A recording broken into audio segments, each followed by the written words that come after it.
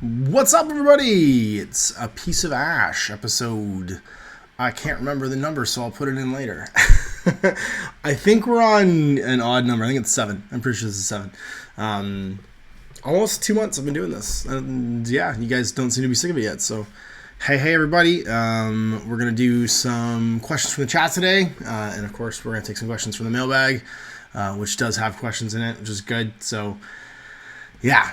Get questions in the mailbag. I don't know why people have stopped using it. It used to have like 100 to 150 in it, but I guess now that you guys can just use the chat, you just don't. Or you assume you're going to be able to be on the chat and you don't ask me questions anymore. So go put questions in the mailbag. Because even if it's just like you jump in the chat anyway, you might forget the question that you had some moment. So throw them in the mailbag because it's just way easier. And it means that there's not these like dead silences when no one's asking me a question and and I don't have anything. I don't have anything to say. And everything's just stopped. So lots of things going on this week. Last week we had the new 40K launch. You guys saw I did a Let's Play on Saturday. We played a whole bunch of games of 40K action over the last couple weeks, which have been fun. I know last time I did one of these I talked about like not rushing off to do this, but this wasn't really us rushing off to do this. We just, when it came in the store, we got it and we played some games. So yeah, it was fun. What else? We've got a bunch of Dark Age stuff coming up. I have to paint some Dark Age, guys. This week, I got to paint 750 points of Saint Isaac for some games against Steve from Gaming with the Mountain. Steve, I'm going to have to start calling him that now. Steve from Gaming with the Mountain, because he's got his own YouTube channel. So I got to plug his YouTube channel. He's coming up to the studio to film some games, and play some games, and we're going to do a bunch of Dark Age stuff because he's super hyped for Dark Age, and probably some Wrath Kings. I'm going to talk him into trying Rumble Slime too, because I feel like Steve and Rumble Slime would go together like peas and carrots. And what else is going on this week? I'm playing some more Wotan with my boy Victor, which will be fun. And I don't really know what Owen and I are doing this week. We did 40K a whole bunch last week, and we've been working on 40K. So actually, I have literally no idea what Owen and I have on the table.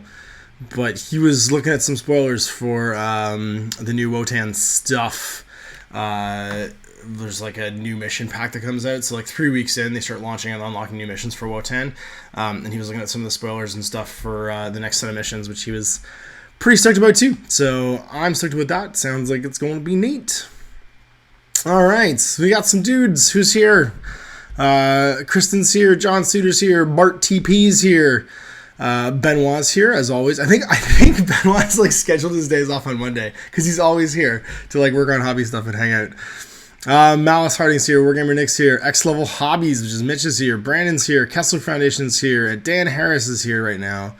Let's see what we can see. So let's start asking questions. I'm going to go back to the top here and take the first one. Malice Harding asks, how do you feel about Rhett and Mark III? I don't know because I haven't played against them yet. I've heard that it's funny because during the beginning of Mark III, when it was all about like what warjack can I spam, and prior, of course, to the new steamroller, which will hopefully even some of that out because you won't have the ability to score everything. You have to take different units to score different types of zones. Was it Griffin? There was something that was like a super cheap jack that had you could bump synergy into that was like just gross, and that was really all I've heard about Rhett in this edition because nobody really plays it locally. But I have some Rhett stuff to paint up. Actually, I just got the new Gear Sheet, which is the revived Gorshade, which is pretty exciting to paint up, and a new character jack. I can't remember whose character jack it is. It's one of the new ones. And a couple of units of like elves to paint up. So I'm going to give Red a try next little while. We'll see how it goes. I don't have anything else. I'm going to try and see if somebody's got like an old Red starter kicking around they don't want anymore that I can just grab for a couple bucks. And I'll have some like utility warjacks and stuff I can play with too. Another caster. But I got a whole bunch of new Red stuff that I don't really know how to fit together in an army. So I need to get some meat and potatoes to go with it. Like I know I need arcane mechanics and stuff because they just feed you focus and little bits and pieces like that. But they do warjacks pretty good, and they got a couple really cool utility units too. So I'm excited to give them a go. What else we got? Hey man, any chance of any Orc Shadow Warbot reps? It's interesting. The Orcs, even though they came in the box set, don't seem to have been the thing everyone was waiting to have an excuse to paint. So like, it seems like all the people that came and played Shadow War so far, it was exactly what I said Shadow War was going to be awesome at. Is they've been wanting to buy a box of blah forever. And it made them go and buy that box. But Orc players tend to have lots of Orcs. So you're our local Orc player, didn't buy Orcs. You went and bought a box of Harlequins and like painted a box of Harlequins and tried them out. And that was the jam. So like I've played against Inquisition, I played against Chaos, I played against. I haven't played Gene Steer Cult yet, which is weird, but I bought Gene Steer Cult, so I'm gonna play them eventually. Yeah, the Inquisition, I've played against Guard, I've played against Marines, I've played against pretty much everything except for I played as Orcs. I haven't played it with my Orcs, but I'll probably play as my Orcs eventually because I do like my Orc stuff that I have. Oh, what else have we got? Cowboys or aliens? Well, obviously Cowboys. Just come on, Cowrose. I don't even know. Was that even a question? When you can watch it live on your phone, and what a time we live in. Hey, Ashbrand, Michael says you can watch this live on your phone. That's cool. I didn't realize I could actually. I guess you can watch anything on your phone, can't you? Because it's just streaming, so it's like you just catch this live, wouldn't you? Can you? And then obviously you can use the chat on your phone too. I've never tried that. Is it you just turn your phone landscape and like the chat pops up on the side and you can like type in the chat? Because that's super cool. I had no idea you could just like sit in the bus and listen to me talk about nothing. Ash's weekly sign phone episode. Have you ever played the Rules of No Name Western Skirmish? I have not. I've heard of them. I've seen them at lots of I've seen them at shows and kicking around in like the historical spinners at game shops. It seems like every company or every game store that has like a historical section, it's in like an old book spinner, and it's just like because a lot of like smaller historical books are like small books. Like, they're not huge like real heavy books, and so they have like those old magazine spinners like full of books. But I've seen them kicking around in there. Where's the last place I saw them? Actually, the last place I probably saw them was in the historical section at Game Castle in which Game Castle would it be? It's probably the San Jose one by the airport, I think, because they have a historical section. But no, I haven't given it a try. I'm about to try. It's funny because Jay and I have been super disconnected lately, just because of like my schedule changing and my wife's like schedule expanding. We usually used to play Fridays, and Fridays are like kind of off the table for me now. So we are like back. We have like a whole bunch of games we're like ready to play. Like everything's painted, and we're ready to go, and like we just can't find time to get together, which is sucking. Because we have Shoot and Skedaddle that like we're ready to try, but we haven't had the chance to. What else? Shoot and Skedaddle. We've got. A bunch of like plans to do some more AOS skirmish. We have a bunch of plans to do. What's the other one he's working on right now? Shadow War. He's doing like a cop team for Shadow War. There's so much stuff. Like Rumble Slam. He's been at Rumble Slam. It sucks because like we just haven't had the chance to get together. But like we're ready. Like there's nothing else to do. Like the work's all done. We just need to get together and play games. And time, of course, being the most precious thing of all. I haven't had a chance to. What else? Anyone know of any decent 6 mil fantasy minis compatible with Bacchus for 6 mil? I don't know. Compatible with Bacchus for 6 mil. Have you tried? I think they're 10 mil, but I know that Corvus Belli actually started off doing Ancients. They might have a line of Ancients that are in 6 mil because they did a bunch of different scales. Old Glory, Corvus Belli. Because Corvus Belli's Ancients line would line up with medieval or fantasy, whatever. Probably wouldn't find skeletons and stuff like that, but you find everything else. Corvus Belli, Old Glory, maybe Peter Pidgey's mostly World War II. I'm trying to think of who else would be good for 6 mil for fantasy. Or just does different scales for even medieval stuff. Those are the ones that instantly pop in my head. So check them out. Great place to ask that question would be the miniature page. The miniature page is like the best place to find random information like that, and or Let Adventure forum. Go to the fantasy section in Let Adventure and post up, hey, I'm looking for 6 mil blah, and guaranteed somebody there knows the answer to your question. What's the status of the 9th Edge? I haven't heard any updates for a while. I don't know what you're talking about. Do you mean 9th Age? Because I don't know. If you mean 9th Age, just tell me 9th Age. But I don't know. I haven't seen much news about it myself. Trenius227 asked, does your copy of Index Xenos have missing pages? Many people in the Facebook group is reporting that. Nope, it's fine, 100%. No missing pages. Although, like, you got to think this is probably one of the larger print runs that Games Workshop has ever done. In 3rd edition, the last time this happened, the last time a game wasn't backwards compatible, you have to think there was so much fewer in the line of models that every army list and every miniature, for the most part, fit in the back of the rule book. This time, you needed 5 books. Like Space Marines needed 2... Like, Imperium, sorry. Space Marines almost needed 2 books. They had, like, 1 huge book and 1 little book for all the Imperium stuff. And then Xenos needed 2 books. And then what's the other one? The Xenos and Chaos needed their own book. So, like... there's a lot more stuff. I can imagine that print run was huge. And I wouldn't be surprised if they sell out. They sell out the first part run for sure. Patrick Kamos says, "Hey Ash, greetings from Poland." Well, hey there. Oh no, okay. Klovak Kazia says, "No, Corvus bellies are 15 mil." I didn't know if they did multiple scales. That's all. A lot of guys who do 15 mil will do multiple scales of of stuff, because especially for historicals, people play at all kinds of different scales. So when you're producing stuff in 15 mil, it doesn't really hurt you to do like a 10 mil or a 6 mil equivalent if you can, and then just spin them off and have ready to rock and roll. Especially now when a lot of the stuff is being 3D printed, right? So like if you're sculpting 10 millimeter frame of guys, even if you're doing them as like a 5-man stand, you can sculpt that in once basically, and then print it in 6 mil, 10 mil, and 15 mil, and then just sell it 3 times, which happens a lot. Corvus Belli is the older line of Ancients, though. I don't know if they've actually been working on new stuff or they're doing digital. So that was just a guess more than anything else. Hi, hello, boys and girls, and everyone in between. This is Marcelo. Nice video on 8th edition Ash. I love watching the cooler, trying new things out with you. Thank you. He had a lot of fun. Man, I'll be honest, he's more jazzed about 40k than I am. Not that I'm not jazzed about 40k, but like he was like super into like, he actually went and played Steve from Mini Wargaming like a couple weeks ago to give it a try and like check it out because he was so jazzed.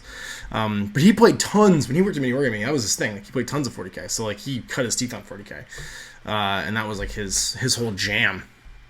So it's not surprising to me, to be honest with you, that he loves that game as much as he loves it. And he's just jazzed trying out stuff that's new. But he's like me in that regard. Like, he likes trying out stuff that's totally new. And I think part of his enjoyment level is figuring out all like the combos and wrapping his brain around that stuff. So he seems to certainly to be like jamming on just figuring out what all the new things are going to fit together and stuff are. Paul Giamatti. Wow, it's Paul Giamatti. Dude, I loved you in Sideways. He asks, will you be playing more games of 40k with Owen soon? I really enjoyed the ones that you put together. I've got one that's actually coming out Wednesday. I've already filmed one, and it's coming out Wednesday. I'm going to try and get some games in with Steve on the weekend. Although he might just be 40k'd out, which I totally understand. I'm pretty sure the guys at Mini probably have been paying 40k twice a day, or they only film games once a day. Once a day, for the last 3 weeks. So he's probably just no, kill me. I don't want to play 40k anymore. We're planning on playing a whole bunch of different games, so it'll be fine. What else we got? Hey Ash, Victor here. Finally managed to not be at work for a live show. Any more evacuations than the last one? No. So for those of you guys who aren't super, following me on Facebook or whatever, we had the craziest week this past week in St. Catharines. And actually, I got super lucky that things worked out the way they did. I had a guest coming in from Denmark. This great kid named Magnus, who's going to play more time with me. And I was out in Oakville, actually, Lords of War, picking up a bunch of hobby supplies at I think I got there at 2 o'clock in the afternoon. And it's about a 40-minute drive from St. Catharines out to Oakville. And so we went and picked up all our stuff. The kids visited with Chris and Jay because they love them. And, my boy Quasi destroyed the store, which I love watching because Chris and Jay are both getting ready to have kids. And so watching them watch my kids in vague horror is one of my life's great amusements, basically. And so we leave around, because I had to be home my wife was getting home around 6:45, 7, so that I could be at the studio for 7:30, which is when we're supposed to meet up and play some more time. And I get out of the store about probably 2:45, and at 3:15, this truck, this huge tractor trailer on the QEW, which is the highway that cuts through my town, turns over, and they close down a couple lanes. Cops show up, and they realize it's full of phosphine gas, which is used in making a bunch of plastics and stuff. But it's also basically nerve gas, and so they shut down the highway completely. And this happens as I'm about 15 minutes from home. So I've been driving for about 30 minutes, and I'm maybe 10 minutes. I'm probably about in kilometers, I'm probably about maybe 7 or 8 kilometers outside my exit, and in miles, I'm 3 miles away, 4 miles away. And the highway just shut down. And then to make matters worse, they put a 2-kilometer evacuation zone around it where everyone is, if they live there, they have to shelter in their homes. They can't leave their homes. It's no one on the street. And then if they are a business, they have to shut down and kick everybody out. So literally instantly, that 2-kilometer radius is just gridlocked. And then I'm stuck on the highway with traffic piling up behind me and traffic piled up in front of me in both directions. So I'm literally 10 minutes from home, on the highway, So I get off the highway, and it takes me 4.5 hours to drive, 4 miles. It was completely like I could have just gotten it and walked. Like abandoning my car probably would have been a better idea if I hadn't had like a 2-year-old and a 3-year-old with me. And luckily, because I'm like super prepared, I had like a backpack full of snacks. And my kids had both like pottied at Woods of War before they left, so like they were fine, they were all set up. But man, they were grumpy by the time I got home, and I was just like frat, like my brain was like melted. I had to cancel my game. It super sucked, but like, yeah, no, it was madness, and like it was shut down until like probably 2 a.m. the next day because they had to like get hazmat crews in, like test it all and make sure the containers were all sealed because like it was bonkers, like and it was literally like a test run for like the zombie apocalypse. Like I realized like, if it really gets downhill, I'm gonna have to go off road. Like there's some things I'm gonna have to do to like get out of town, because people don't know how to drive, and if the roads get shut down, man, it's gonna be chaos. So it was bad news bears. Who else has a question? Clavikaza says, Yarl Mark, check out Totentan's miniatures. Best historical 15s I've ever seen. They're a small company from Spain. There you go. So yeah, recommendation for Totentanz. I'm going to say Totentanz. Totentanz miniatures. Historical 15 mils. And they're from Spain. Check them out. There's a recommendation. I've never seen them, but someone in the chat just said they look cool. Adam Osborne. 9th Age 2.0 is out in the next couple months. It really gets away from fantasy with new stat lines and stuff. Yeah, okay. So it's going to become its own game, which is kind of where it was moving in the last little while anyway, which is not surprising. Zach Moore asks, so which do you prefer, points or power for building armies in 8th? It's funny. I mean, I haven't played enough games, Zach, to like really have an answer for that. But I can see benefits to both.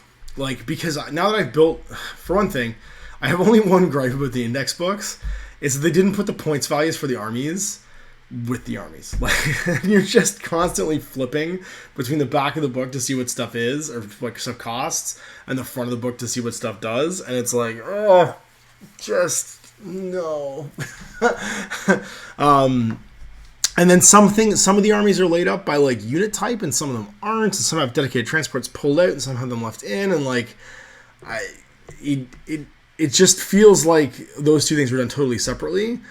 Which I understand, like that's fine, because actually if you're just doing it by power, you're fine. If you just flip open the section of the army book at the beginning, it's all there, and the power values are just like on the stats for everybody. Because power is basically a stat that every, like, not war scroll, was it data sheet? This is the 40k war scroll word that every data sheet has. It's just there as a stat.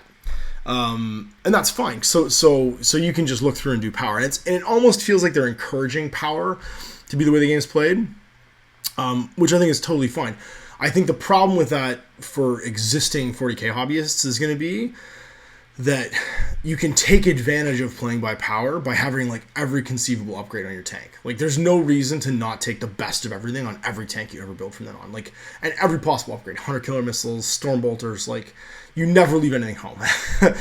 But people's existing collections aren't built that way, right? Like they're not already built with every, like my Russes aren't built with every possible upgrade. Well, actually, mine are, but Owens aren't. Owens are all stripped down, and so I don't think that's a design flaw. I think that's just a way that the way people's collections currently exist, interacting with the way they've written a rule, which is designed to be easy and simple, is causing some disconnection, some friction, and that's okay. Like that's going to happen. It's a new edition. Things are going to change. Like it's happened in every edition of 40k I've ever played, right? Like, it happened between Rogue Trader and 2nd edition. It happened between 2nd and 3rd, like crazy, because that was the first, like, Age of Sigmaring of 40k. And so, there's a great one, like, a deal of value of, like, being able to just add up your points fast using power and just go. And I like that a lot. The thing is that people's collections of miniatures are going to have to get used to doing it that way, and as time goes on, I think power is going to be more of an accepted way of playing because everyone's just going to build their kits to reflect playing with power. The point value systems, it's hard to wrap your brain around having to pay for every gun, even when it's already like, why don't you just bother including it in the base point cost for something? Like, if it has basic guns, include them there. And I think the idea is that guns should always be worth the same amount of points, which doesn't make sense in a design point of view, because of a gun that's, so like, put it this way, like a twin link las cannon, I think it's 50 points. It's 50 points for twin link las cannon, which is 2 las cannon shots, strength 9, 48 inch range, d6 damage, AP -4. It's worth 50 points. But is it really worth 50 points if a 4 wound thing is carrying it with a 3+ armor save, or a 24 wound thing is carrying it with 3+ armor save? And the reasoning there is that thing is only worth 50 points if it's shooting every round of the game. And so if it's on something that's only got 4 wounds, it gets killed in the first turn, was it really a 50-point upgrade? And that's where the argument comes to include things in the basic point value, because you can massage point values based on how durable the thing they're mounted on, especially ranged weapons, because they tend to sit back and have dice battles with other things that are ranged weapons, right? And actually, I gotta say, assaulting is incredibly difficult in this game. Like, having now played against like tank armies and stuff and flamers, doing melee assaults is like, it's really like what used to be like the big weakness of tanks, and what always felt like the weakness of tanks in 40K, and historically has been the weakness of tanks, is infantry, right? Tanks are afraid of infantry. Because they can get around side them, they can crawl up on top of them, they can just throw gas bombs on them and heat them up so that the crew suffocate and die. And that's not the case anymore. If you charge tanks, they shoot you. And if you don't make the charge and someone else charges them, they just keep shooting you, and they keep shooting you, and they keep shooting you. And that's every unit. It's not just tanks. That's just every unit. And there's nowhere to hide, because you can just fall back now out of combat. That safety net of, well, if I make the charge and I don't kill you, at least being inside your units and being like mixed up in your units keeps me safe, doesn't exist anymore either. So like, that again brings into question like the value of Power Fist. Like, a Power Fist is 20 points, but is it 20 points on it's 20 points on a character, or is it 20 points on somebody else? And some things they have done different point values on. They made the Storm Shields more expensive on characters than they have on units, but a lot of weapons aren't. And so it's the point values, I feel like they reflect the power of my model better because they're a bit more granular, but at the same time, I question I question the point values. I always question point values, because like, I'm firmly of the belief that points are an illusion, but it's just a social agreement between you and your opponent. They make you feel like the game is fair and you both have an equal chance of winning, but like, as soon as you're playing a miniature game or any game where you and your opponent don't have the same pieces, and there's like changing topography, and like the board is not always the same every time, it's one side has an advantage, period. Like, it's just not possible to not have an advantage. Like, there are no miniature games where you go into it with a perfectly balanced pairing. Like, it doesn't happen. There's some that get closer where regardless of what you and your opponent are playing with, they tend to start on a very similar base stat line with very minor tweaks, like a guy's a guy.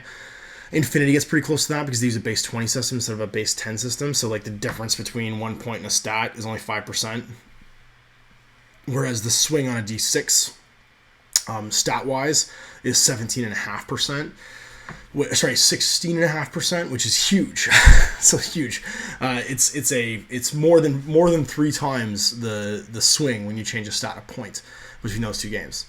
And so yeah, so I'm not really on in one camp or the other. I'm gonna try them both, and I can see value to both sides, but also just kind of like, I guess, standing back from them now and having played some games, I'm just gonna turn my brain off and not think about them. I'm just gonna play with whatever people want to play, because I can see some strengths to play with power, because I actually really like vague point systems, because they accept the fact that there's not any kind of perfect balance in games, more than I like granular point value systems, because I think the more granular you get in a point value system, the more it breaks the third wall of like, was that really what that's worth? Is that actually the value of that thing? So we'll see. We shall see. Oh man, the chat's like, I've waxed philosophical on that one now, so it's gone away for a while. Do you have any thoughts on the Modiphius Fallout game coming out soon? Man, Zachary Hopkins asked that. Yeah, people are hyped for that game. When it first got announced, I started a Facebook group for it. There's like some 3D renders out for it. And you know, you get some bit of weekly news from Modiphius and stuff like that. And there's a guy who's like super passionate about collecting every scrap of information and blogging about it. And he keeps everybody updated, because he's got a blog that like, even the tiniest bit of information gets released about it, and he's like on it and making a blog post about it and posting it in the group. But yeah, it's a game that's not out, that people have seen some renders for, but like, there's not really a lot of info for. It has like 3,500 members. Like, I wake up every morning and approve like another like 40 people overnight for that group, because it's just like, people are jazzed for the Fallout game. So I think it's gonna be great. Like, everything I've heard about it so far, they seem to have gone with the mindset of like Fallout is about a theme and a feeling when you play Fallout, right? There's that tongue-in-cheek sort of like humor, because it's a very dark game, but it approaches that darkness with a sense of humor that I don't think you could do anything else with. Where the end of the world, it's very A Boy and His Dog, which if you've never seen that is probably the best like joke end of the world post. It's about a psychic dog and a dude who finds like an enclave of women who need men to continue it's the stupidest movie, but it's great. it's super dark, but it's funny at the same time. Come on, lifeblood here, the mother's milk. It seems to be that like they're gonna stick with things like caps instead of point value, and all the stat lines will have to be special. Like you couldn't do a Fallout miniature game and have the stat lines not be the special. You know what I mean? Like you couldn't have not have perks, right? Like it's going to be that kind of game. And so regardless, I honestly couldn't care less how it plays. It looks like it's going to be a skirmish game. Battle Systems, who do all that cardboard terrain in the UK, it looks pretty neat, are doing some like pre-made terrain for it, which is cool. I mean, I have tons of actual like terrain made, so I'll just use that. But for people who just want to pick up a game and make it accessible and easy to play, that Battle Systems stuff that clips together is probably going to be great for them. Yeah, so no, it looks super cool. And what if you just did? I just actually saw. If you haven't checked it out and you're a Star Trek fan, they just did like the collector's edition of their Star Trek RPG that has like board tiles and miniatures for Star Trek, and they look amazing. Like they like the Klingons they look fantastic. Like they did a great like. I'm not the world's biggest Star Trek fan, but they did a great job keeping like the fidelity of the look for this like classic and next generation Star Trek stuff. So. Yeah, I think they're the right people to do it. They did the Infinity RPG as well, and yeah, so far so good, man. Like I'm jazzed, and they're not doing Kickstarter, which I like too. I like it when things go right to retail because I like retailers being cut in on stuff. Because my firm belief is that if a game doesn't exist outside the internet, it will never catch on in the way that a game just on the internet does. There's so much power in seeing people doing something, not seeing people doing something online, right? You're more likely to go to a party that's already happening. So if you show up in your local gaming store and there's two guys playing the Fallout game, and the shopkeeper's like, yeah, man, every Wednesday night people come in and play Fallout, you're far more likely to be like, oh, awesome, and pick up those models and not just like stick them on a shelf or paint them. You're gonna do something with them. You're gonna come in and play that game, and for the company, that's gonna make them more successful. Because that's the best advertising. People actually like participating in that person's product is the best way to sell that product like going forward. So I'm jazzed with that. I hope they get into lots of retailers. I hope they do a good job. I think that's going to be cool. Micah Huntley asked, am I going to be trying out the Rune Wars miniature game? Actually, yeah. We have a copy because Owen got the special Adepticon bag, the swag bag, so he got a copy of it. And then Chris from Lord's Works, I was working at Adepticon, so I didn't get any of the you go and visit stuff. Chris from Lord's War has a copy that he doesn't want, so he's giving it to me. So we'll have a double copy, so what we'll probably do is give it a try sometime over the summer. Miniatures look neat, and if nothing else, like paint up the models, we have more stuff for Wrath of Kings, or not Kings of War, we have more stuff for a bunch of other games. Like, you can never use enough fantasy miniatures. And those skeletons are pretty sweet, and so is the monster for those bad guys too. But we're not in a rush to do it, because like there's so much to do. Are we going to see Blood and Plunder, and what's your thoughts on Ghost Archipelago? Let's see. Blood and Plunder. I just actually got an update for the Blood and Plunder guys about their new like crowdfund they're running to do more, I guess, like countries and stuff, add more stuff to the game, which looks pretty cool. Model's really nice. Owen bought at Adepticon a boat for Blood and Plunder for using in Ghost Archipelago, and also to do some Mordheim river battles with, which he was pretty jazzed about.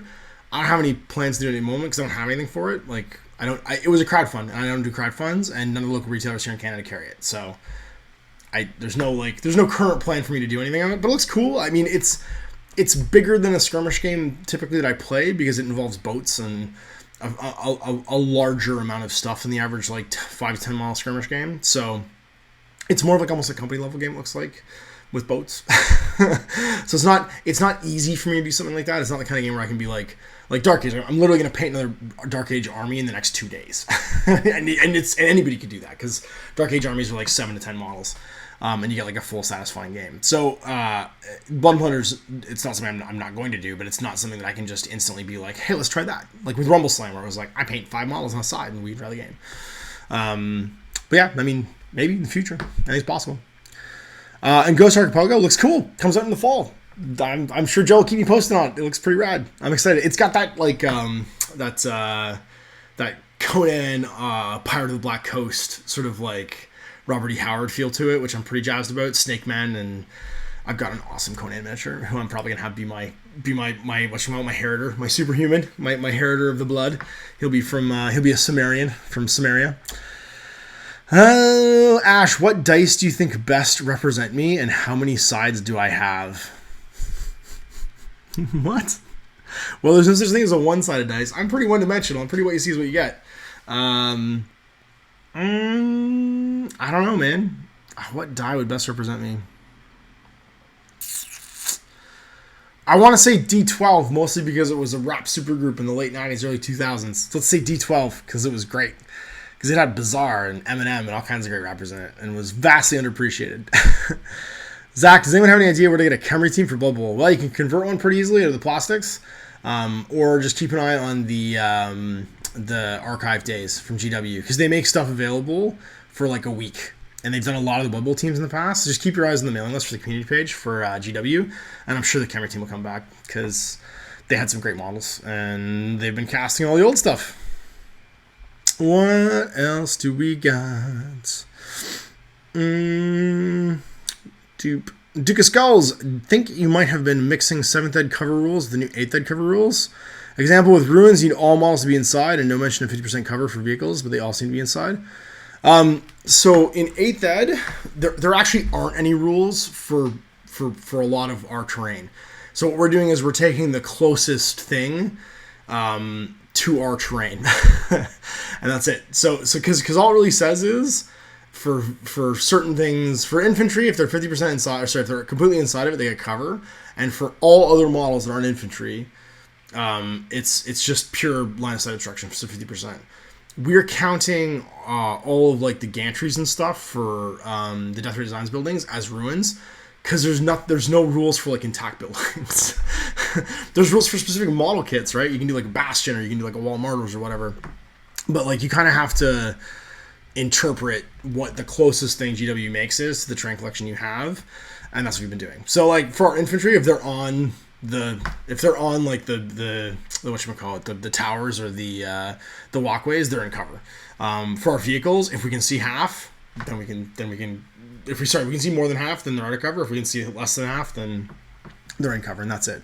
It's hard for you guys on camera probably to see the 50% thing, because like it's just hard. Like you can't get down the same way that we do. Typically you see stuff as an overview and you won't be able to see it. But yeah, terrain is one of those things in the game that, because it's only 12 pages of rules, it's not as they're not trying by design, I think, to give you every possibility. They're forcing you to use some common sense, and that's just, I mean, that's fine. Like that's all we're gonna do. We're gonna use our common sense, and we're gonna try and match what's in our terrain collection to what's there. Because like there's no rules for hills, for instance, like or really I don't think there's any rules for there's rules for woods. It's the minus 2 inches of movement, and if everyone's inside it, they get cover. And I don't think there's anything for vehicles at all. So yeah, it's just you get as close as you can, and I think you'll see a lot of that going on in the future. Trenius227 says, how do you feel about Heresy getting its own rulebook and becoming its own system? It's not really getting its own rulebook. They're just going to reprint the current rules, which they've already got laid out and stuff. They just need to put like Horus Heresy art into it, and probably pull out the extraneous stuff that doesn't matter to Horus Heresy, which is fine. I mean, I think it's a smart decision. I think you need to transition and ease Horus Heresy players into a new edition like this, because you're talking about guys who've invested and this is just like from my point of view, in Canada or in the US, it's you get hundreds of dollars of rulebooks. And that's the same for 40K. Like, I'm not saying it's not the same, but like we're talking hundreds per rulebook. Like to get a hardcover, if you've got not just like the red books from Forge World, but if you have every single one of the campaign books from Forge World for Horus Heresy, you've got like thousands of dollars worth of books, and to have them and you don't want to devalue those books either, even by doing a free update. So I think what they did was the right call. And I like that it's going to be different. Like I actually really like that. They've already released the here's the the updated stuff for the range for Forge World for using in regular 40k games, which is fine. There's some things that the relic keyword's causing some consternation because you can't have a relic vehicle unless you have at least as many or more of the same type. So like for anything that's a Lords of War right now, like the Spartan, it makes it really hard. Like you need to take like 2 knights to take a Spartan basically, or sorry, 1 knight to take a Spartan. No, you can't. You have to have 2 knights because you can't. You have to have less of than more. So the Lords of War that are all from that are like, it kind of sucks because what you've got is you got people spend a ton of money on a Forge World item, and that's the one they're least likely to be able to use in 40k. It is what it is. I'll paint my 2 knights so I can use my Spartan now, I guess, is the way it'll be. But it's new edition blues. It's going to happen. There's going to be outliers. Like you can't do everything. And so that's life. Like you just kind of, you figure out what you can use and what you can't. But I'm jazzed that it's going to be the same because, like, honestly, I really like the new 40k, but I love Horus Heresy the way it is. I think Horus Heresy is great because it's basically 4th edition 40k, right? Horus Heresy had none of the bloat problems that you had in the main 40k because it didn't deal with formations and it didn't deal with these sprawling codexes that could be laid out across campaign books and, all this insanity. It was just really one codex, which was the Marine Legions, with variation codexes layered on top where you added a few new units per legion. And then these are like mini codexes, which were like the Questoris Knights, the Mechanicus, the Militia, like all that stuff. And they were functional as armies, but like they didn't have they weren't crazy, So like the game was fast, it was fun. It used an old mission structure. I'm glad it's still gonna be around because it's just gonna give us another way to play 40k. Like we literally in current production have 3 incarnations of 40k now in print. We've got 2nd edition 40k in print through Shadow War. We have, I guess, 3rd through 7th edition 40k in print through Horus Heresy. And now we've got 8th edition in print. There's literally 3 different eras of rules to pick from. And you can pick the one you like the best. I'm down with that. That's cool. I like more. More is exciting to me. I like it when there's things you can try and there's a bigger menu of options than everybody being on the same core system. And really, what stops you from taking the rules for the Horus Heresy stuff that's published now in the the index books, and then just not playing Horus Heresy with the current index books? Like, you can't have a 20-man tactical squad, okay.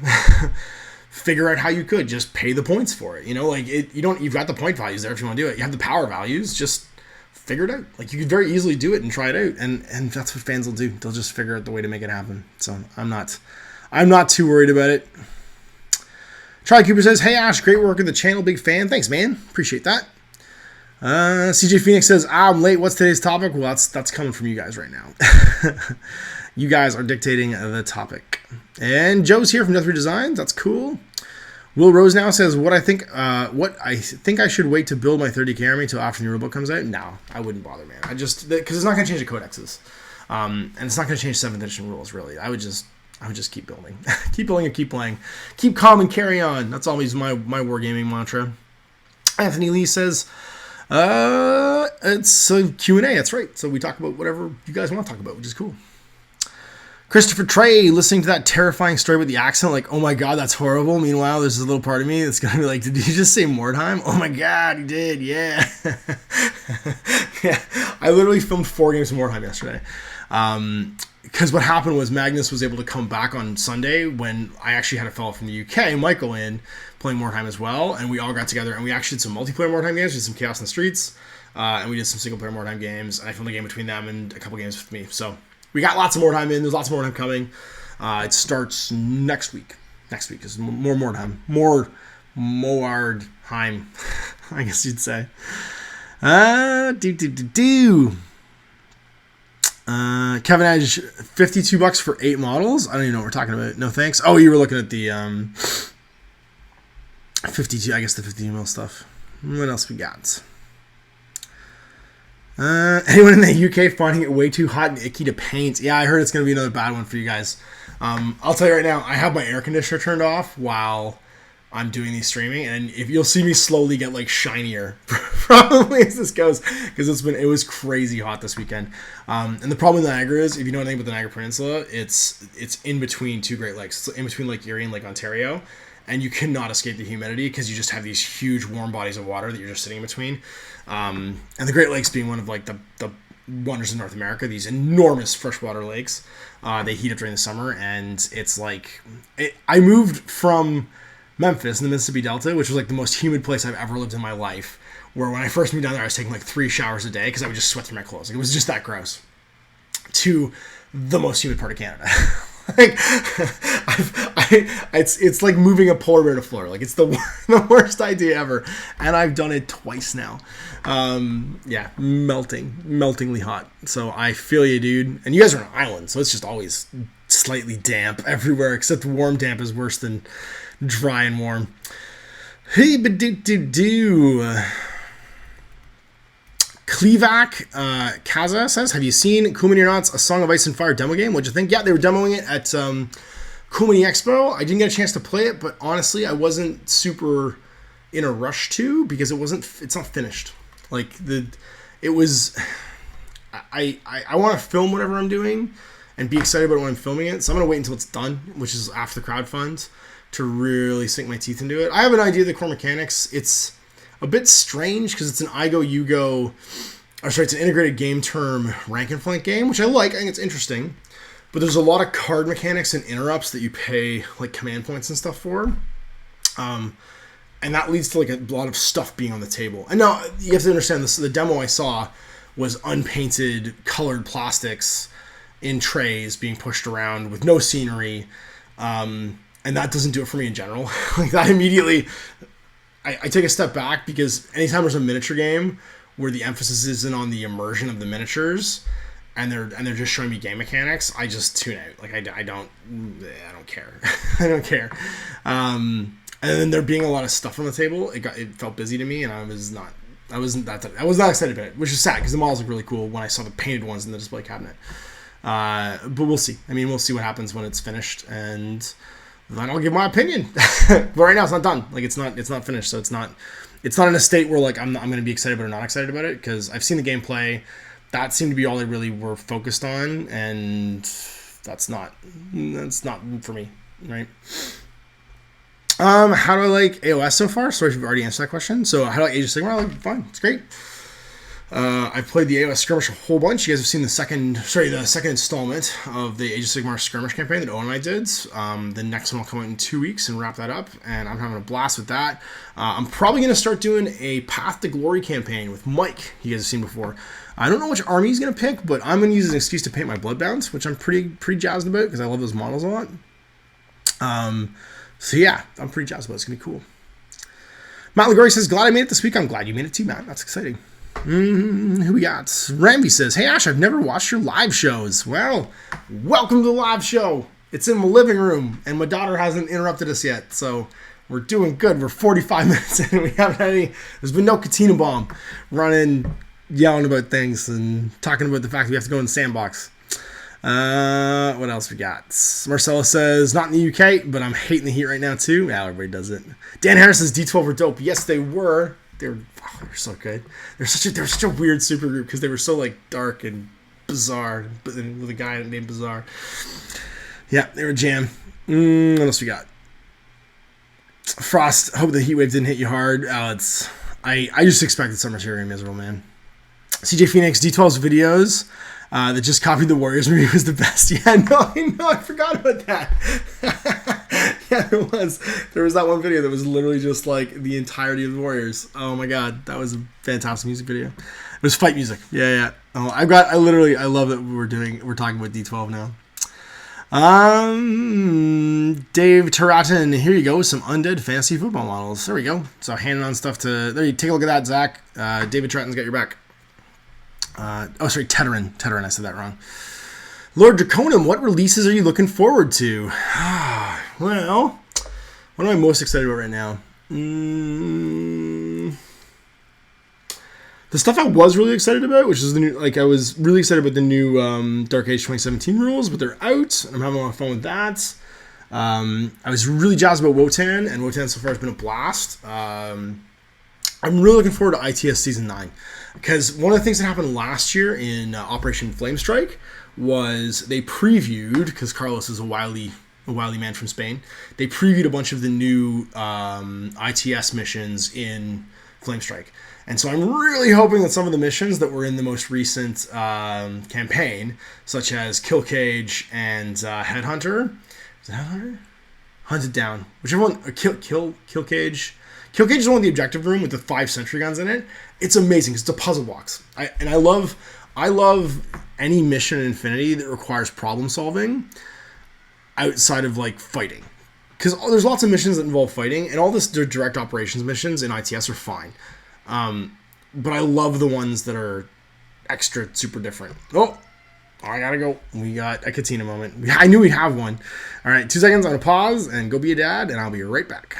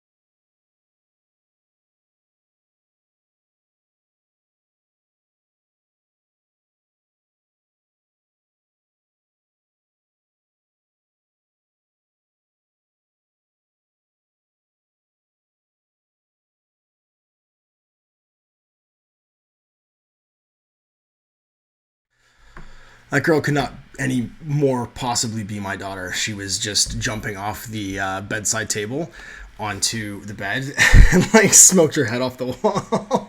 And that's what she was upset about, because she was doing something insane and dangerous, because she's bored and she has no intention of sleeping, she told me. So we just put her back to bed to see how that goes. What were we talking about? We were talking about, what else am I excited about? I'm excited about for the new ITS. What else am I excited about? I can't really think of like a big release that I'm excited about, because I tend to try and be excited about what I'm doing. So I'm really excited to play. I just finished my ISS army, or the start of my ISS army for Yu Ching, to try a new army in Wotan. And it's funny because Wotan really motivated me to get models that I had laying around that I hadn't painted yet from my Yu Ching painted, which I think is good. Like, I think that's the great thing about a campaign is I was playing vanilla Yu Ching for so long. It motivated me to finish off stuff that I had laying around so I could try one of the sectorials, and I have a whole bunch of sectorial stuff painted now. So I'm jazzed to try that out this week. I'm really jazzed to start painting my big Marines, because I have them. Like, I think maybe it's because of how long I worked in sales selling miniature games. I tend to try and avoid being excited about stuff I know is coming out in the future, and be excited about stuff that's coming out now, because what's the point of being excited about something you don't have in your hands?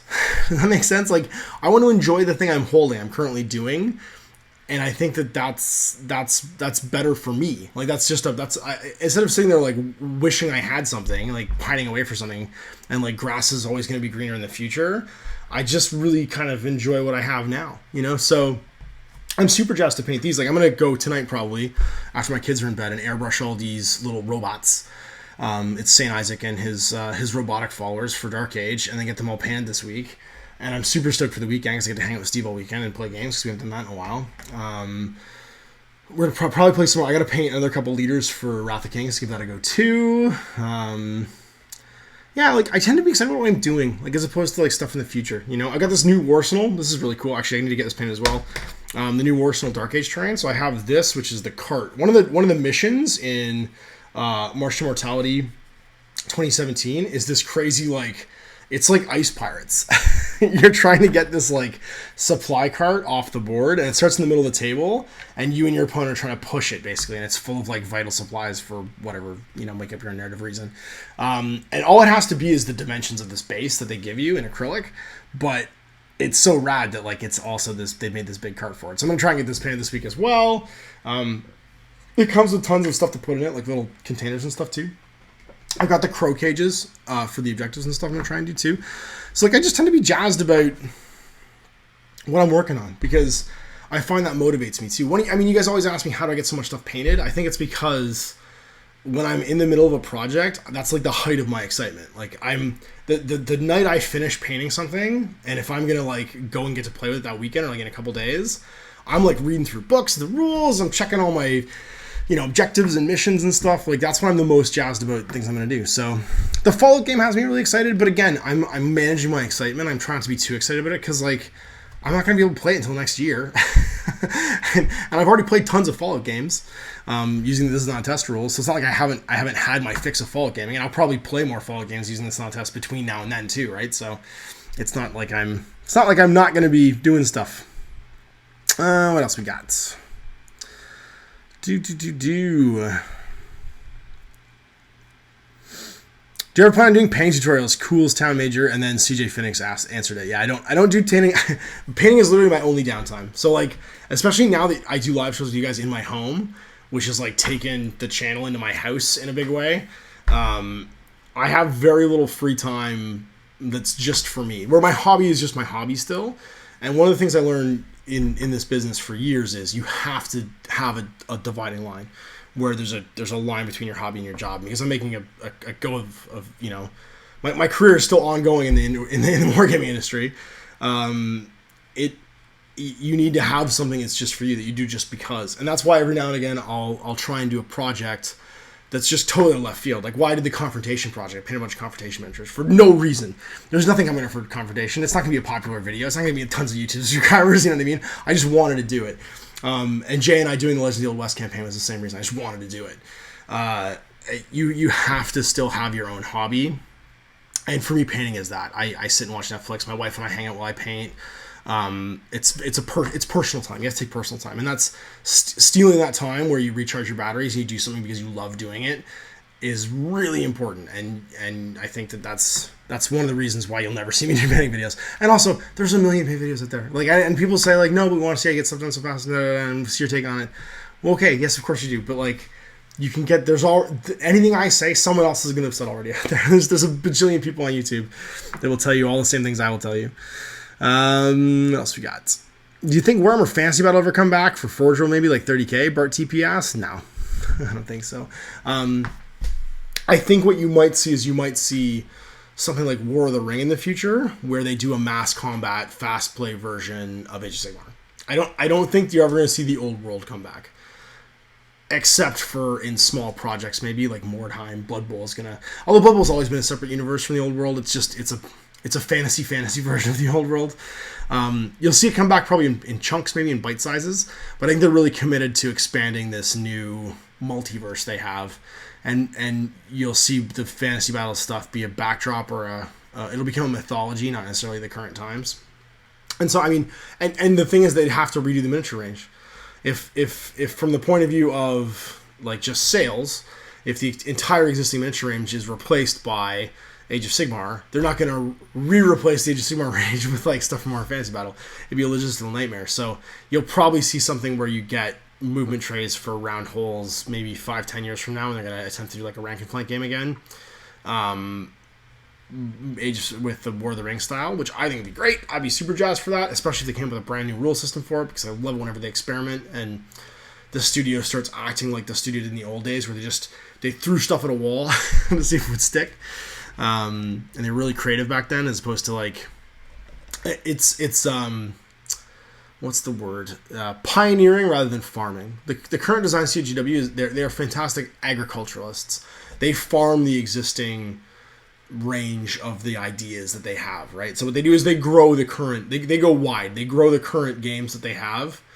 The last innovating that they've done, where they've gone and they've pioneered a little bit, was with Age of Sigmar, which was exciting.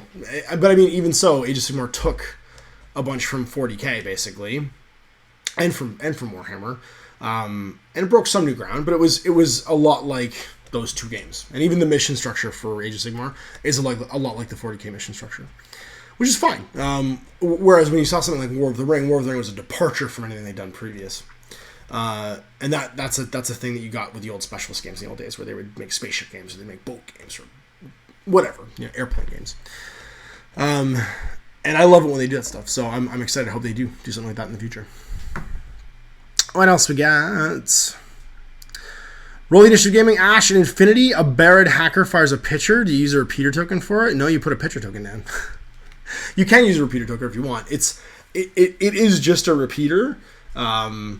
It's a deployable piece of equipment. The same with if you don't have fast panda miniatures, you can literally just have a repeater shoot out. Because a fast panda might have a different stat line, but a pitcher is just a repeater.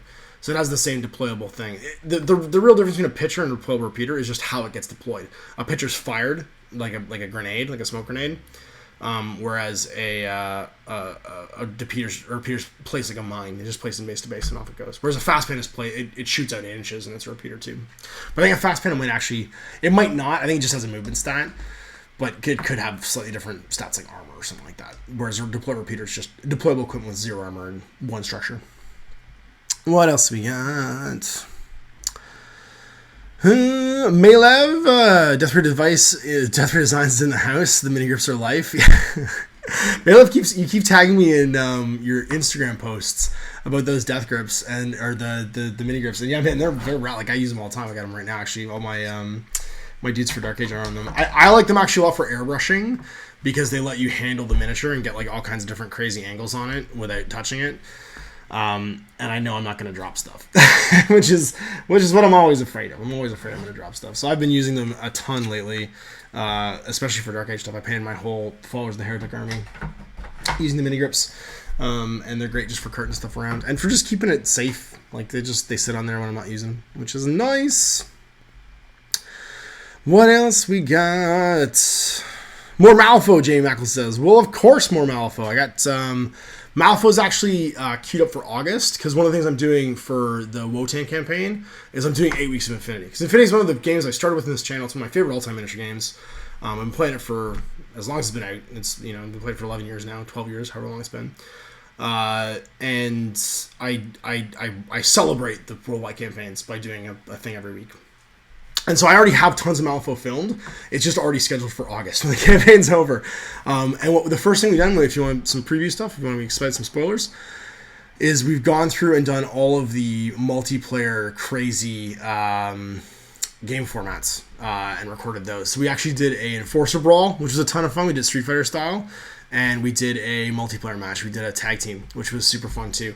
I have to say, I was actually really impressed with the different play formats that had just been released for the 2017 Gaming Rounds. I hadn't seen them before, and some guys from Forbes Hobbies came by and recommended we give them a try, and it was a blast. We had a great time doing it. It was tons of fun. So lots of that already queued up. It's already filmed. It's already uploaded. It'll be coming out in August. Do you know if MC Studios has completely stopped making terrain? I wanted to pick some up for the Infinity, but never got the chance. Yeah, man, he did not want to keep going. I think almost a year ago, almost now, he canceled it. And you can still find it in some spots. Actually, the guy who just asked about Infinity from Roll the Initiative, he was in Montreal last week and managed to find a bunch of it for sale in a local game store in Montreal. He took a bunch of it back to Halifax, and he's trying to find instructions for it now, which you can still... Mark is super open to hearing from people. Loved his stuff. You can message him if you can find him. He's always in different groups. You can find him around and get the instructions and stuff for the kits if you find them lying around. But there's some retail stores that still have them. You just can't order them online anymore, unfortunately, because he's shut up shop. It was a sad thing because I really liked his terrain, but... Such as life, people decide they don't want to do stuff anymore, and that's fine. Anthony Lee says, with the advancing narrative of 40K, do you feel like there are any crucial or awesome stories left untold? Not really, because I mean, the storyline is advanced, but that doesn't stop most of the stories from being told. It's just all way more in the balance, you know, like everything's more 5 minutes to midnight still. I do like that the narrative for 40K has a direct tie back to the Eisenhorn trilogy now, which is one of my favorite all-time 40K trilogies, because that's where they start to talk about the huge stone, like fluted pipey things that are on Cadia, because they end up on Cadia at one point, and the guy Pontius Glau, who they're chasing, he's interested in them for some reason. They survey them for some reason, and so yeah, no, I'm jazzed about it. I think that like I'd like to end the Tanith. I'd like Dan to write the finish to the Tanith. The nice thing about that story is that crusade, the Cyberworlds crusade, happened like 1,000 years or something before the current timeline. So I guess they're all dead. Like everyone's, there's no like Dan's smart in that way, and that everything he writes far enough back from the current narrative that it will never get interfered with. Really, like pushing stuff forward is never going to cause a problem. But I would like those narratives to get wrapped up because I love the Gonskor series. And I think that it's reached a point now where it just needs to be it needs to be given its MASH send off. You know what I mean? Like, because it is it's becoming very like late era MASH in 40K, and I think that that'd be exciting. Not really anything else I really like. I think that's it. I think that's really the only thing I super duper care about. I just realized I've been going for an hour and I haven't done anything from the mailbag, so I'm gonna go to the mailbag right now and answer some questions from in there, because I think there's probably some stuff worth answering. All right, first one right here. Bendo asks, if you were to spring, say, Scabby or Khador gangs from Necromunda to Shadow War, which would you proxy for those models? Scabies, I'd probably proxy with with Genestealer Cult, because you could do the Scalies and stuff out of the big aberrations or whatever, and there's some other bigger aberrations too. Like, I would just use the rules for the Genestealer Cult for Scabies, and I think you'd be fine. You could make almost like, I wouldn't use certain things. Like, I wouldn't use the Pure Strain as a Spec Ops guy, because there's no analog really. You know what I mean? But you could easily use the other guys and have like the brutes and the aberrations be the big dudes basically, which would be super easy. Like the picks and all that stuff can be weapons. I don't know how you do zombies. Just have unarmed guys. Just have like basic unarmed dudes and have them run forward and try and eat people. Have them be rage zombies. And for Khador, just use guard. Yeah, guard would be fine. Or you could even use the Inquisitor warbands and just always have like the Grand Redeemer be your leader. You know what I mean? Like the big, huge like fire hat guy with the 3 wounds. I don't know what else you could use. Maybe the Sisters for their Pencha. If there's a way to take non-battle. I don't think you have to take battle sisters, because I think they're your base troop. So probably guard. But like for the scabies, you could definitely use Genestealer Cult. That'd be easy. James Tilly asks, last video you were licking your paintbrush. Sometimes I do that all the time. Other than the toxic ones, what's the worst tasting paint? You know what? Actually, the worst tasting paint is the washes. I find that over time, Agrax Earthshade and Bad Out Black develop like a skunky taste, and I don't. Maybe it just goes bad. Maybe it starts to like get foul, or maybe it's because there's more water in it. But yeah, no, that's the worst tasting one. I think is the washes. They tend to taste pretty gross. I'm not even reading this name. What is the airspeed velocity of an unladen swallow? Also, what's the story behind your Bretonians? Why are they built and painted the way they are? So, my Bretonians were painted as part of a charity function that we did at GW Canada ages ago, in like the early to mid 2000s, called Paint or Die. And what it was a fundraiser. You ended up $100 to be. I think it was $100. $50? $50 or $100? Maybe it's $50. Yeah, it was $50. And you had to blog about it once a week. And what we had was back then, GW Canada had its own website, and so everyone had their own individual blog, and you would send in photos and a write up of what you'd finished that week. You had 4 weeks to paint a 2,000 point from start to finish. You could have it assembled beforehand, but you had 4 weeks to paint a 2,000 point fantasy army or a 1,500 point 40k army, which I always thought was lame, because like 1,500 points of 40k back then was way less models than the 2,000 points of fantasy was. And so one year I did 3 times. Yeah, I did 3 times. My first time I did my Red Scorpions. My second time I did the Bretonians, and the third time I did Eldar, I think. Yeah, I did my Pirate Eldar army. Because we only ran it 3 times. So it was Paint or Die, then it was Paint or Die 2, Paint Harder, And then it was live free or paint die. Or live paint free or no. Paint free? Live free or paint hard? Live free or paint hard is what it was, yeah. We're all just stupid Die Hard jokes. And so what I did was my Brilliant Army was I modeled after my family. So it was the Barquers with a Q, Quers. And it was me, my mom, and my dad. And my sister was in there too as a prophetess. And they were the 4 heroes. So my dad was the Lord, I was the BSB, my mom was one of the enchantresses, my sister was the other one. And they were hedge knights. So they weren't like rich knights. They were basically just like they were like landowners, you know what I mean, that had like a lot of land. And so instead of having helms and like big family heraldry, they were more like huscarls. And the reason was I was reading The Last English King. I can't remember the author of that, but it's about the Norman invasion of England and Harold the Last English King and how that line, that royal dynasty in England ends. And the difference between like the Normans and the English at the time, the Angles, and it's a really neat book. And so it had my brain working on like, you know, the idea of chivalry and knighthood. There's certain fabrications of it, you know what I mean? Because every society's always had their knights, like the samurai or the knights of ancient Japan, feudal Japan. The idea of a knight almost changes culture to different cultures. And so I didn't want my Bretonians to be like these like Ponzi rich people all in their colored silks. I wanted my Bretonians to be like housecarls. So they're just tough guys hired by, you know, local lord to keep the land safe, basically. So instead of using all the big Bretonian helmets, I used the heads off of High Elf Bowmen, because they had that like faceplate, that like almost like ancient Greek faceplate with like the circlet, but they didn't actually have helms on. And then my knights didn't actually have, or my errant knights just had like the bare heads completely. And it was cool, and so I painted them all in browns, and their unit colors weren't really heraldry; they were just like bisected colors, so like 4 color fields. So it was all white and then 2 colors, and that's how I told my 6 units apart. And it was a 6th edition fantasy army, I think. Yeah, it was a 6th edition fantasy army. So like it was all MSU tactics, and it was 6 units of 6 knights, and like they just threw night blocks at you over and over again. And it was a fun army to play. I had like Pegasus Knights and stuff too, but they got broken years ago and just like lost, all gone. Dancing Pigeon asks, your propaganda engine has worked, and I'm super keen on dipping my toes into Dark Age. Yeah! Yay, it worked! That's my master plan. After looking around, I can't find a local stockist, but even international stockists seem limited. Any idea why? So it depends on where you live. If you're living in the UK, they do have an actual like distributor now. But most of the stuff you order directly from Cool Mini. So even stores right now are ordering directly from Cool Mini. So if you want your store to carry it, they can try and see if a distributor locally has it, but mostly they'll need to do a stock order through the direct sales team at Cool Mini or not. And that's that. I'm not in the business. I don't really know why, but that is the way it is. And trying to get stock available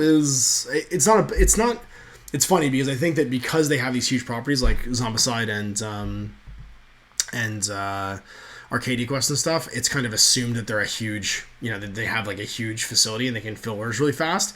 But they're not that big a facility, right? Like they're a big-ish company for what they are. But Dark Age is a lot more codes than probably everything else they do. I think the entirety of their board game, like stock, is the wall for Dark Age.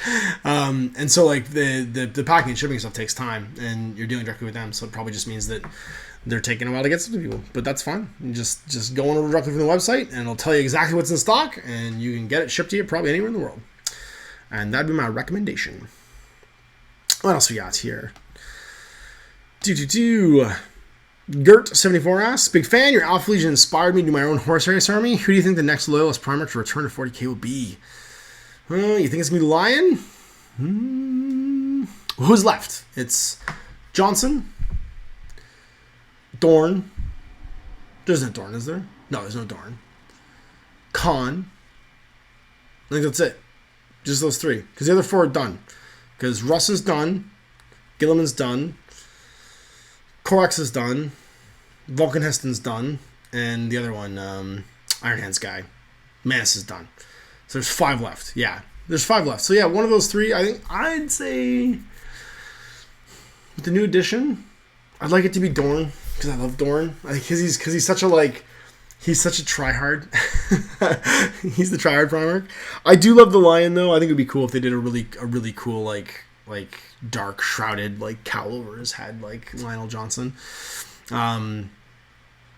Yeah, maybe the Lion. I'm trying to think of like what who was in the last book. The last book was Wolves and Thousand Suns, so I could see it being Lionel Johnson because he kind of fits that whole theme. You do something neat that way. And the model will be awesome. But the closer we get to Terra, I think they're saving Dorn for Terra. Which would make sense to me. Like, because what I think they'll do is they'll do a Dorn Primarch miniature, and they'll do a new Horus miniature that's not the War Master. It's Horus, like Champion of Chaos. You know what I mean? They'll do that, and that's when they're gonna do the Emperor miniature too. So there's gonna be an Emperor miniature. We know there's gonna be an Emperor miniature eventually because there has to be. You have to be able to do the duel. And a Sanguinius miniature probably then. Oh, that's the one I'm missing. Sanguinius. There's no Sanguinius miniature. Yeah, you know what? It'll be Dorn, Sanguinius, the Emperor, and then what's his face? You know why that makes sense? I'll tell you why that makes sense. Because the legions that defend Earth are the Blood Angels. Yeah, it's gonna be Johnson next. It's totally gonna be Johnson next because they'll save Dorn, Sanguinius, and the Emperor for when the Siege of the Emperor's Palace starts, and then they'll do the War Master, like the War Master Ascendant or whatever. Who else? They'll do Angron Ascendant. They'll do like an Angron, like Demon Primarch Angron. They'll do a Fulgrim Demon Primarch because he'd be there. I'm trying to think of who else becomes a Demon Primarch. But that would make sense to me. Calling it. There's my money. My money's on that. I think they'll do those. They'll do those at the end. Take one more and we'll go back to the chat. Torben Kasperg asks, do you ever play any war games off camera anymore? And if not, how has it made an impact on your hobby? Actually, we make a point of doing that. I talked earlier about that when I talked about like making time for yourself. Owen's better at it than I am because Owen doesn't have to film as much as I do because his release schedule isn't as crazy hectic as mine is. He makes a point of going and playing tournaments and like doing off-camera stuff, going to gaming nights and stuff all the time. So he gets a lot of those game in, but he and I try and schedule at least once a year. We go and do a tournament or an event or something together and just play games. And we've gone to AD Food Drop every year this year, or the last 3 years, which has been great. That's the big charity Infinity tournament in Buffalo. I hope it's happening this year. I haven't heard anything about it yet. But yeah, no, that's it. It's just like with my painting. I make a point of doing stuff just for me, and I think that's a big important deal. You want to make sure that you get to have some fun, because if you don't, everything becomes work. You're never off, right? You never get to shut up and sit down and be off. What else we got here? Back to the chat. As far as predictions, do you think GW will true scale 30k? I assume you mean like making the Marines the size of the Primaris Marines. I don't think so, because the Primaris Marines are never going to become regular Space Marines. I think they'll just eventually replace the Space Marines. If I had to bet. I mean, that's just me saying that, range reductions happen over time, and having some kind of like genophage wipe out the regular Space Marines. It happened to the Thunder Warriors. Who knows? I don't think it'll ever affect 30k though, because 30k is always going to be its own separate beast. If they're smart. If they're smart, they keep it a separate beast, and it becomes back what it was, which is for people who love that setting, love that time, love that period.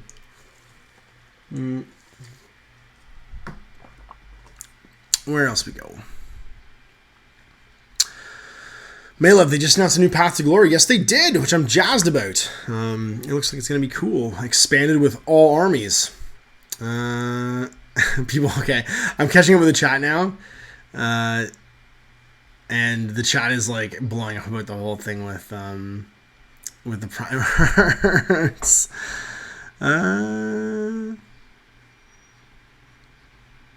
Why are so many Eldar units named after Terran animals like scorpions and hawks? I think Hell just invokes really hot, unpleasant fire, which would perfectly describe the new plasma guns.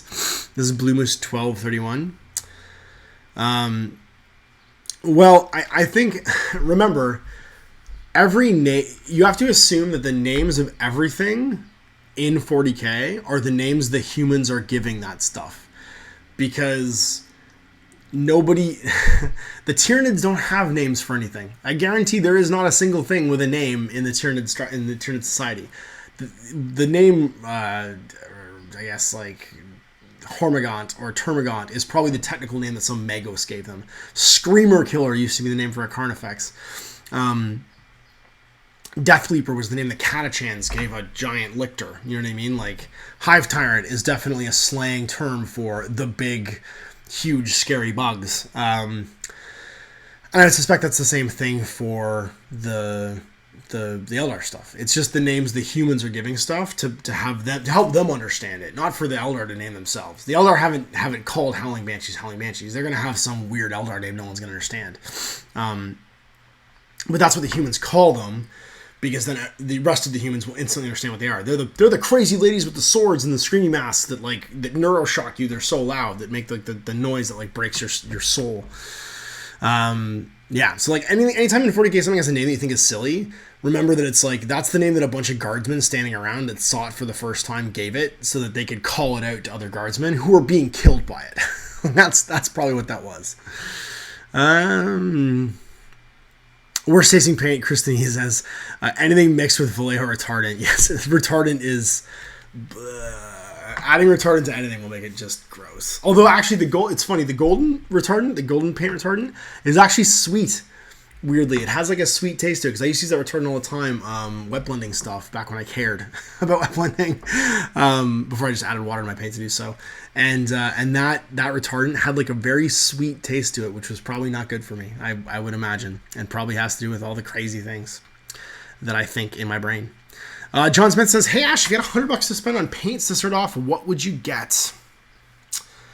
It's funny, I'm really partial to GW paints, mostly because they're easy to use, and they're relatively consistent. I haven't had a lot of paints from GW, except for some of the newer metallics that have separated or gone funny on me in a long time. I tend to use the same paints for a long time, though, so I can't necessarily speak to the current paint range as much as I can speak to the like last 30 years of GW paints. And you tend to get value for your dollar. Their paint sets, their basic starter paint set is a pretty good value, because it comes with a brush, and it comes with full-size paints of like primary colors.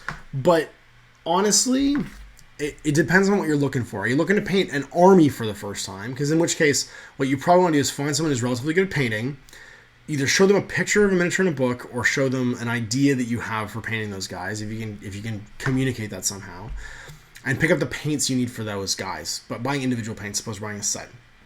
If you don't know what you want to do, and you're looking for a good set of like basic colors, Citadel paint sets are a good value. The Army Painter ones are actually really good value too, although when you're first painting, dealing with dropper bottles might not be the easiest thing in the world, because they can tend to stick. You need to get like a paper clip to like fish out the dried paint from the ends of them.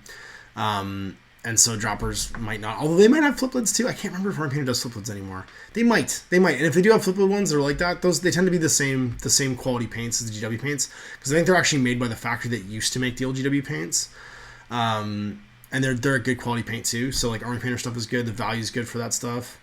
Any like generic starter paint set, really, if you don't know what you want to do, those primary colors can be used to mix most things. And then the thing you actually probably want to spend your money on that isn't paint is some decent brushes.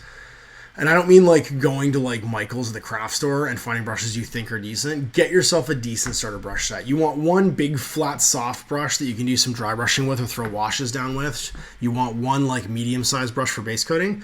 And you don't need the world's smallest brush for details. Just a detail brush or a fine detail brush from GW, or a 0 or 00 from anybody else is good enough. Like, you don't need a 000 brush. Don't bother trying with that. You're not going to paint details that small when you first start painting. You're going to use tricks like dry brushing and washes to get those details to pop out. So you're going to get a lot more out of that standard size brush, that like 1 or 0 size brush, than you are out of like a 00 or a 000. And having a big brush to do dry brushing and stuff and lay down washes with is important too. So that's mine. That's my advice. What's next? Will you be collecting some Primera screens for your wolves? It's funny. So Paul G. Matt just asked that. It's really funny. I can't. It took me a while to decide what I want to do. And it actually came down to a really simple thing. I have a huge pile of those transfer sheets that GW made a while ago for like random Space Marine chapters. And I found that I had, because I didn't want to do a chapter everybody else was going to do, but I wanted to do a color that was relatively quick to paint, but also fun and different. And I went through those and I found Mentor Legion, which I was super jazzed about trying out for a minute.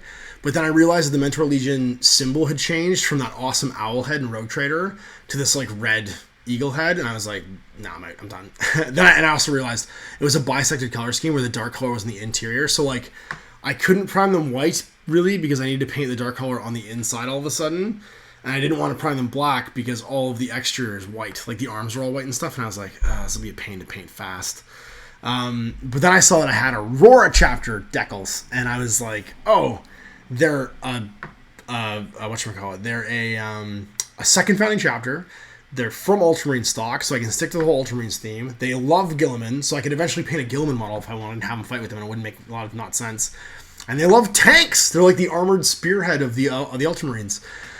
And tanks are great in the new edition. So I'm painting my Primaris guys as the Aurora chapter. I picked up a bunch of paints actually this week at Lord's West, what I was doing when I went up there to get them all done. But I'm just holding off because I think Owen and I are going to do a series using the starter set. He's already painted a bunch of the Death Guard, and they look great. And I'm going to paint my Aurora stuff, and we're going to do a little like build and play paint challenge between the two of us for that. So what we'll probably do is we'll start off with the stuff that comes in like one starter set, and then expand it into 1,500 points with like a second starter set, and we'll just swap sides so that we can do like a full like game. So it'll start off with like, we'll probably do in chunks, like 500, 1,000, 1,500, do 3 videos, 4 videos, and play a bunch of games. So I'm jazzed about it. It's going to be fun. And yeah, I'll get try out the Big Marines, which will be fast to paint because they're like 100 points for 5 before you give me upgrades. What else do we have? We're almost done. It's been 10 minutes. Man, this went by fast. Holy moly. You guys got me talking too. So I'm going to jump in and take a couple more from the mailbag so we can get through them. And then we're going to be done. Joby asks, when can we see some more Old West? It's got me back into gaming. I'd love to see more. I was supposed to record more. I think I said this last time with Pete from out West. He was coming by for Cold Wars again this year. And unfortunately, we couldn't make it happen. Some stuff like that was beyond his control, and he couldn't make it. And so I was super jazzed because we were going to do some more Old West. I have more Old West stuff playing with Jay, which I talked about earlier. We just got to find time to get together, and we will play it. Lonely Brick asks, why do you suppose there's so few female factions or characters for miniature war games, given how Sisters of Battle appear to have such a devout following? It's simple, man. It's marketing.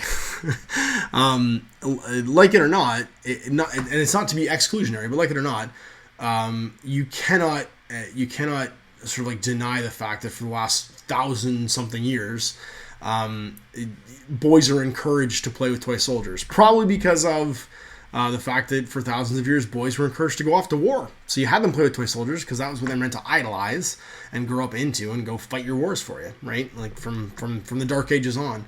I prefer the classical period, boys Spartans were being trained to be kids. And so playing with toy soldiers has predominantly been something that you couldn't avoid being exposed to as a child when you were a boy. Like, I had G.I. Joes when I was a kid. I had Battle Beasts. I had, what was those weird luchador toys called? Muscle Men. I had all that stuff. These warrior tropes, that you're approached by. And so when you make, I think, whether consciously or subconsciously, when you make toy soldiers, I think it's you're aiming that sort of like creation at young men. And so you're creating things that young men can they can associate with. So if a young man's a male, he's associating with a male thing, and that's it. That's marketing. That's basic marketing. They're trying something that you can put yourself in your shoes of. And I don't think Sisters of Battles don't have a devout following. They do. I was one of the first owners of a Sisters of Battle Codex that I got at the '97 Grand Tournament in Toronto. But I think it's just it's people making a consumable material for the mass market. They make it for the broadest scope of that mass market. So I don't think it's really intentional. I think it's more subconscious than anything else, and it's just the way miniatures have been marketed for a long time. Sorry, not even miniatures. Toy soldiers, period, have been marketed for like the last couple thousand years. They've been designed to look like the people that will most likely be buying them, which I think is silly. I saw a great cartoon the other day about It's someone's cartoon strip, and she does a fantastic job of putting that stuff in perspective. And it was she was being toured the Lego factory because Lego was like unveiling like a line of like Lego for girls, and she was really excited about it until she saw it, and it was like, it's all your favorite things. It's going to the mall. It's doing this. It's doing that. And she was like, that's stupid. That's why would our girls' favorite things be different from boys' favorite things? And it's funny because my daughter's that way. Like, she loves whatever she loves, whether it's spaceships or dinosaurs or whatever. Like, she doesn't particularly like girls' things. And my son loves my wife's shoes and trolls. This is like his most favorite thing on earth right here. You like what you like, you know what I mean? Like it shouldn't really matter what it is. And so in this comic strip, she's like, here's how you make girl Lego. And then she's like, here, this is cool. And she opens up a box and it's like a spaceship, like a spaceman in it. This is the easiest thing in the world. And she just takes the head off the spaceman and sticks like a head of the ponytail on it. And she's like, done, you made girl Lego.